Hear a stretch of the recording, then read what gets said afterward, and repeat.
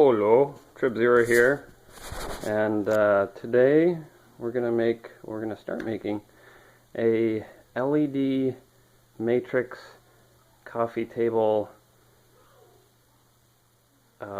Table? I don't know. Basically, the idea is we've got an LED matrix with individually controllable LEDs. These are my leftover LED strips from my stair project, which you can find on my channel, and just using the leftovers to do something interesting with this coffee table in here, which is made of glass. I've seen these on YouTube. Basically the idea is it's got a matrix on the coffee table, and it can do different effects to kind of make the coffee table kind of cool. And so I'm going to do something similar with obviously not taking up the whole coffee table, because that's a lot of LEDs, but just this short, smaller segment, which I'm going to center on the coffee table.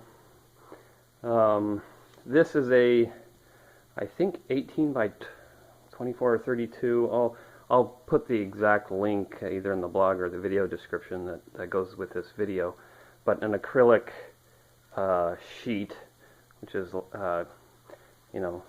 fairly thin and semi-transparent. If you look at this is the unwrapped version, which is going to go on top, which I'll show you in a bit.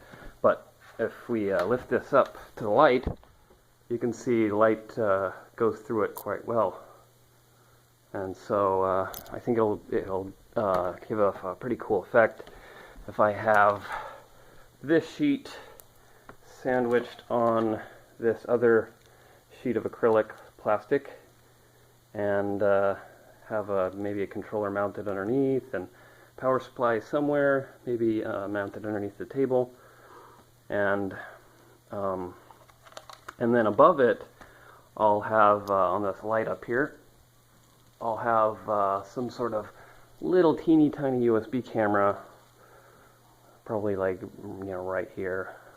Try and make it inconspicuous, and then inside maybe I'll have probably an Intel Edison controller board that takes a picture of the video, does some cool opencv algorithm to detect like where my hand is, so it can light up where things are on the matrix. So that's kind of the idea. So step one obviously was to get by these acrylic sheets, and I marked, if you can see the red, I kind of measured exactly where the LEDs should line up, both on both axes.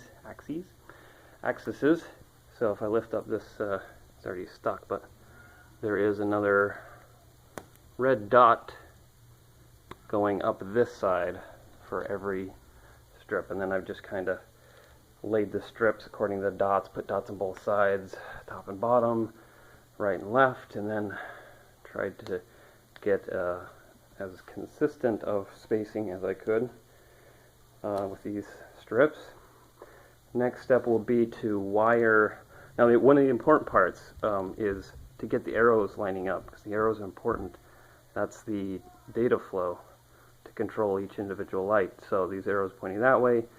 If I solder this to this, it means the arrow has to go this way, and vice versa. So every other one, we have arrows going in opposite directions, and that's so we can keep a consistent flow, and we don't have to solder this one to carry a wire all the way across there. It would be bad. So that's one important thing to note. Keep spacing consistent, and follow the arrows correctly.